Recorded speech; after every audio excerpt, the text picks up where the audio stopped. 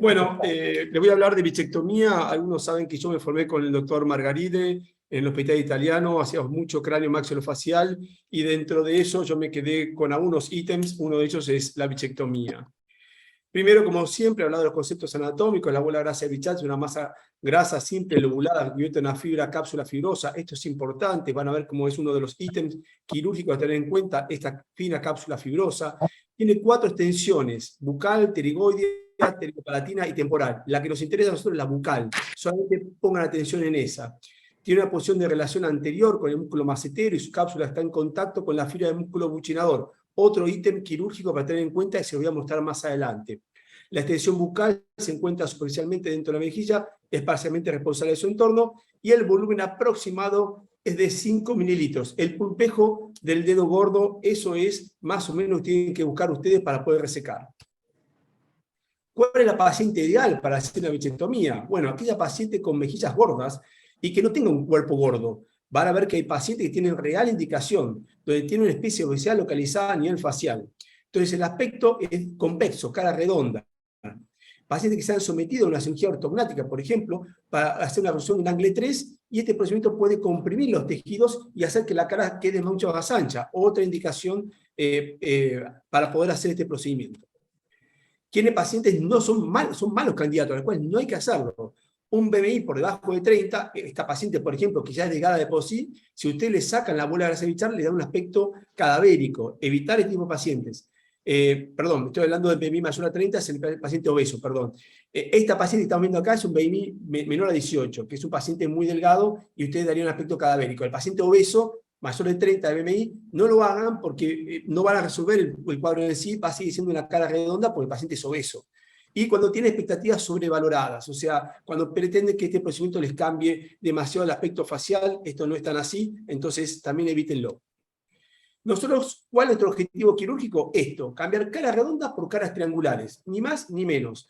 Y les aviso que utilicen imagen, esta fotografía, que es la imagen de pájaros de arriba, porque es cuando cuelga la mejilla y mejor pueden ver el tipo de resultados que ustedes hayan obtenido. ¿Por qué realizar una bichectomía? Hay que apagar ese audio. Aníbal Boyd, hay que apagar el audio. ¿Por qué realizar una bichectomía? Las grandes bolas grasas bucales pueden hacer que la cara se vea demasiado redonda o llenas aún en personas delgadas, como les acabo de manifestar. En estos casos, las mejillas pueden verse desproporcionadas en relación a lo que es nariz, ojo y rasgos faciales. Siempre piensen en el tema de la perfiloplastia, el concepto de armonía. No busquen una mejilla, no busquen una nariz, no busquen un mentón, busquen un concepto general del rostro. De hecho, la bichectomía es parte de los procedimientos que yo lo asocio, por ejemplo, a una mentoplastía, a una rinoplastía. ¿Riesgos asociados a la bichectomía? Hay, y hay que tener en cuenta. En general, haciendo un reparo anatómico, recordándolos, es difícil tener una complicación, pero podemos tener un trismus, sangrado, infección, un edema persistente, hematomas, alteraciones sensitivas, eso se resuelve por suerte, dolores prolongados, apariencia facial asimétrica, no estamos exentos de tener este problema, porque ya de por sí el paciente es asimétrico y por ahí tiene una asimetría que nosotros podemos llegar a lograr y no están así, y las graves como la lesión del conducto salival y la lesión del nervio facial.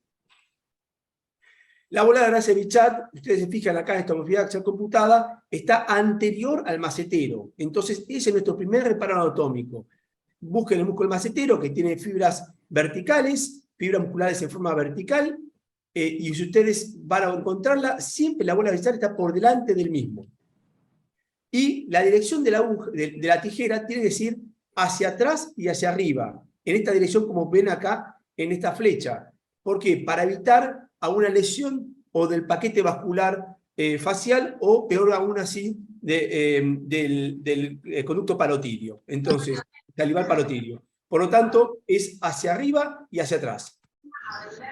Siempre tratar de buscar esa proyección. Antes de operar a la paciente, estudiarla. Entonces, es muy fácil con un retractor hacer esta maniobra en consultorio y ustedes ven ahí cómo yo estoy mostrando la proyección de la bola de Bichat. Entonces, una paciente donde si yo lo opero, le voy a tener buenos resultados.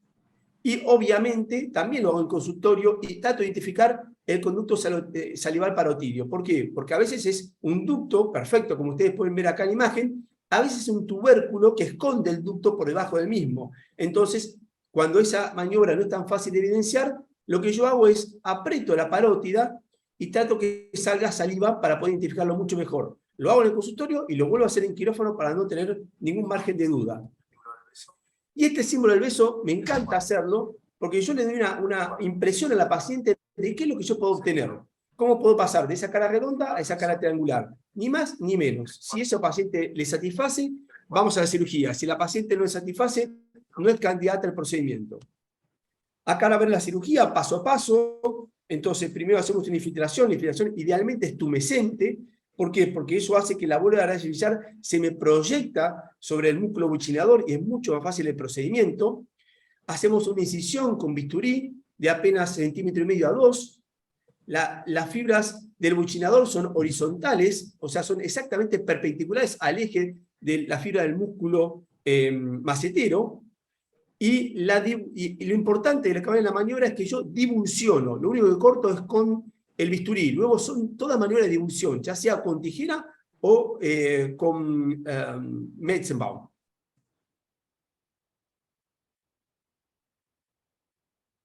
Perdón, con Bertola. Hasta están viendo cómo con la Bertola tomo la bola grasa de Bichard, cómo empiezo a hacer la maniobra para que haga la herniación.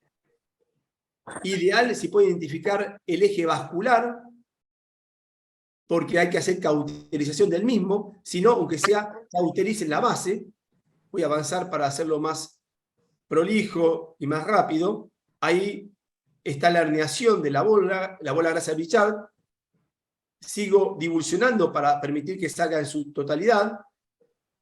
Siempre recordar que tiene que ser más o menos el tamaño del pulpejo del pulgar, y eso me da la tranquilidad que saqué esos 5 mililitros justo necesario de lo que es el volumen de la bola grasa de la bucal. Ahí ustedes pueden ver el pedículo, lo tomamos con la otra Bertola y procedemos al corte y a la posterior cauterización de la base. Se colocan puntos reabsorbibles, 2 o 3 puntos, ya sea de monocril o de bar, que ustedes quieran, y ahí terminó el procedimiento. En este caso es bajo anestesia general, pero lo hago frecuentemente bajo anestesia local. Vamos a ver algunos resultados para entrar en tiempo. Entonces, la primera paciente que les mostré, cómo ustedes con la imagen de vista de pájaro pueden pasar de la cara redonda a la cara triangular. Esta otra paciente se ve perfecto en la vista de pájaro, cómo puede cambiar la cara redonda a triangular. En la vista 3/4, otra linda forma de poder ver el resultado. Ustedes ven acá la proyección y cómo ya no está esa proyección en su tercio medio del rostro. Otra chica con el resultado de generar esta depresión en el sector medio del rostro. Eso inevitablemente proyecta la zona malar, hay que avisarle, es parte de lo que se busca. Acá viene el resultado en 3/4, la misma paciente, el otro 3/4. En los varones es a veces difícil ver el resultado porque usan barba. Acá vemos un resultado de una bichectomía, pero en el 3/4 sí podemos ver una proyección y una depresión. Lo mismo en el otro 3/4 este varón. En esta paciente que en primera instancia podemos no identificar bien el resultado, esto es una imagen 3D de la cámara Vectra H1.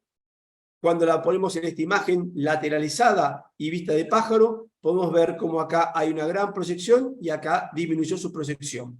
Pero mejor aún, este sistema nos permite, acá ven esta redondez y esta rectitud, nos permite medir cuánto sacamos de volumen graso en la paciente. Y ustedes pueden ver, mea culpa, cómo generé una asimetría porque saqué más de un lado que del otro. Esto puede pasar, me pasó a mí, se los comento. Otro varón para ver el resultado, que poco y nada podemos evidenciar. Entonces, ¿qué hacemos? Usamos sistema Vectra para poder ver cómo le sacamos y le generamos esta depresión en la zona de la mejilla. Otra mujer, cara redonda, cara triangular. La vista de pájaro, que me encanta para poder evidenciar bien mis resultados. Un gran cambio en otra paciente, un gran cambio a nivel de la zona media del rostro, a nivel de la mejilla. Otra imagen ahora de frente. Otra cara donde se ve la depresión en la zona media de la mejilla. mejor aún cuando hacemos la imagen en vista de pájaro. Un varón que viene a ver 4 años después y mantiene un formato que no es cadavérico, por el contrario, un chico joven todavía mantiene esa imagen triangular que buscaba. Los procedimientos combinados, le dije que lo hacía bastante, entonces a veces lo asocio haciendo una liposucción de su mentón, o a veces haciendo un aumento del mentón mediante implantes, rellenos sintéticos o relleno graso. Acá ven una paciente que hicimos una bisectomía más un implante de mentón.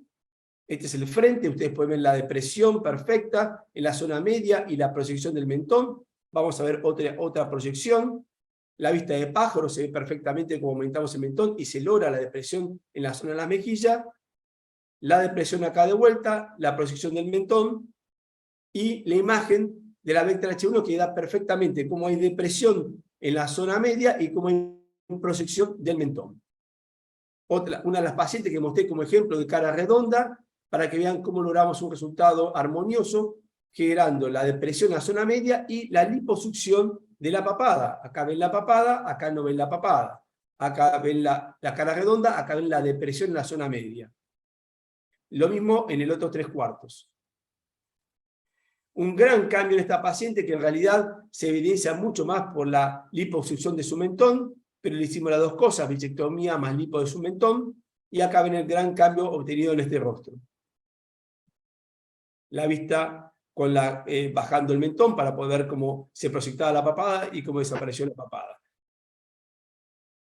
Algunos detalles quirúrgicos, les recomiendo esto. Yo la verdad que tuve al principio, usaba cualquier tipo de separador y tenía unos inconvenientes porque el ayudante, queriendo ser más enfático, tiraba demasiado de la rama que ingresaba dentro de la zona bucal y me escondía la bola de grasa de Bichard. Así que con este separador de Yuri, la verdad, me resolvió todo el procedimiento y hoy por hoy lo hago solamente con mi asistente, con mi instrumentadora y nadie más.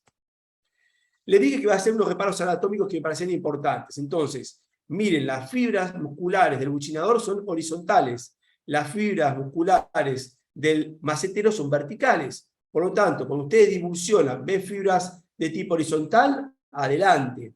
Cuando ustedes ven fibras verticales, vayan hacia adelante y ahí van a encontrar la bola gracia de Bichard. Y siempre teniendo en cuenta la relación del segundo premolar con el conducto salival para darse cuenta que de ahí para abajo pueden actuar, de ahí para arriba no pueden actuar porque le van a pegar al conducto salival. Entonces, la infiltración tumescente, primera indicación de detalle quirúrgico. Segundo, identificación siempre del conducto de salida del estenon, que ya sea, ya le mostré una vez que era formato de un ductus, acá le muestro que tiene un formato de un tubérculo, pero detrás del mismo está el ductus. Entonces, por debajo de ese ductus puedo hacer cualquier cosa, por encima del mismo no puedo hacer nada. Maniobras de divulsión, nunca de corte, divulsión hasta que en el momento que ustedes rompen esa cápsula fibrosa, se provoca la herniación grasa. Y es la mejor maniobra para poder realizar y la que mayor tranquilidad da. Una vez que se provoca la herniación, la toman con la pinza y la bertola y la exteriorizan en su totalidad. Acá me ven exteriorizándolo y a veces tenemos la suerte de poder identificar el pedículo vascular. Por lo tanto, ahí es donde va a ir el clamp o la segunda bertola. Ahí estoy tomándolo y cauterizando. Las sobreindicaciones y su resultado. También comete errores al aceptar pacientes que no tendrían indicación y los voy a mostrar. Como esta paciente, una paciente de por sí, era muy delgada. 2 minutos, Doc.